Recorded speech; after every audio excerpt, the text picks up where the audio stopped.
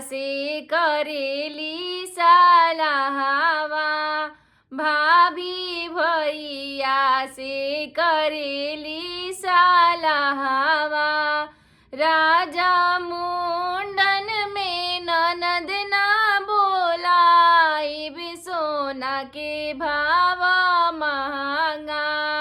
राजा मुंडन में ननद ना बोलाई, सोना के भाव महंगा। अब हंसी हंसी भैया बोलिया बोलले, अब हंसी हंसी भैया बोलिया बोलले।